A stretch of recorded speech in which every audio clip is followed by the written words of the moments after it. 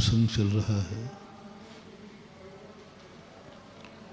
कि सारी महान शक्तियाँ हमारे हित के लिए, सुख के लिए लगी हैं, लेकिन फिर भी हम सुखी नहीं हो पा रहे हैं। कल इस संबंध में अपन ने विस्तार से समझा था। अब दूसरा पॉइंट है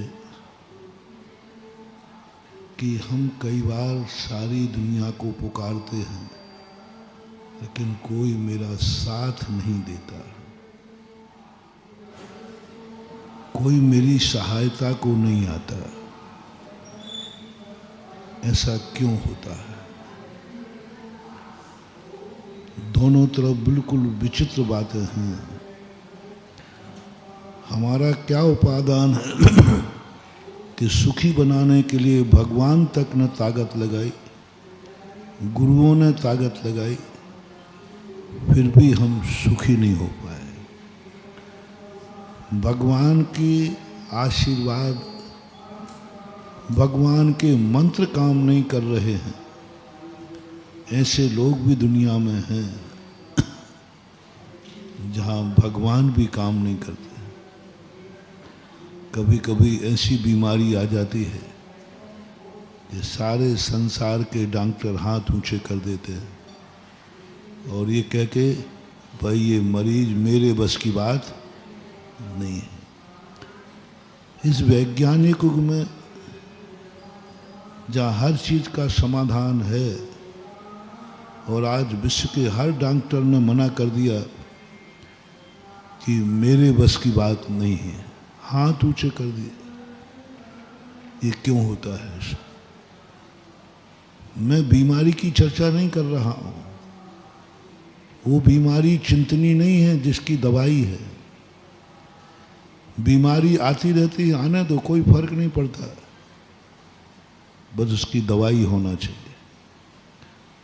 डॉक्टर भी यही कहता है बीमार से, कोई चिंता मत करो, इसकी दवाई है, ठीक हो जाओ।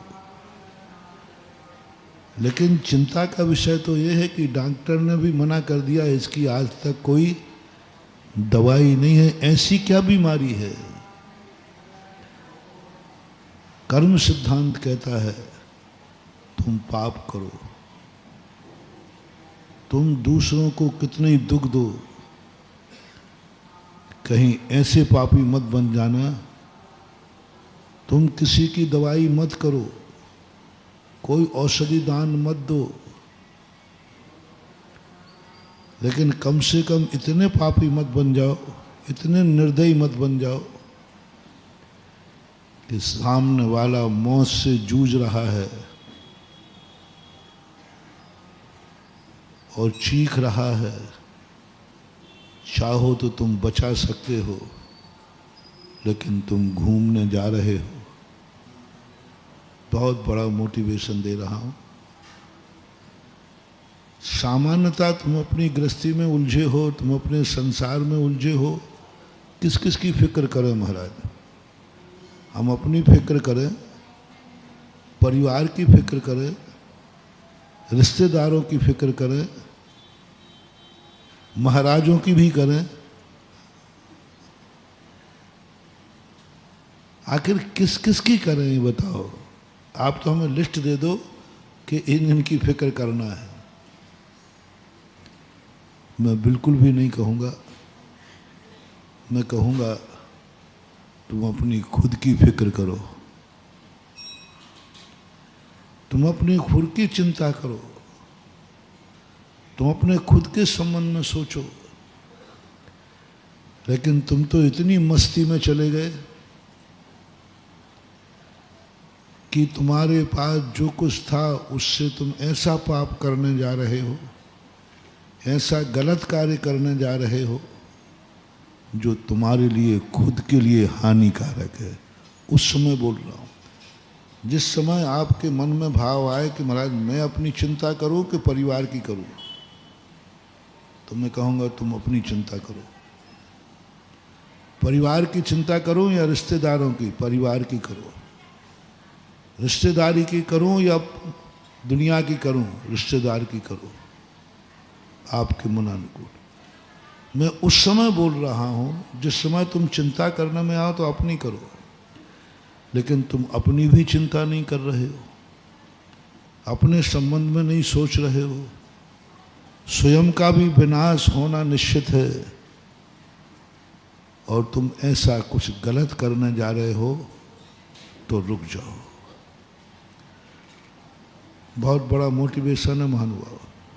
तुम अपना हित करने जा रहे हो तो हमारे यहाँ शास्त्रों में कहा आद हिदम कादव्यम, सबसे पहले अपनी आत्मा का हित करो, अपने आत्मा का कल्याण करो, आत्मा के संबंध में सोचो। आद हिदम कादव्यम, बल्कि यहाँ तक कह दिया उत्तमा स्यात् चिंता स्यात् आत्मचिंता, सबसे श्रेष्ठ किसकी चिंता करो? अपने जीवन की, अपने आत्मा की, अपना ही करना। चिंता यदि करना है तुम्हें, चिंतन यदि करना है तुम्हें,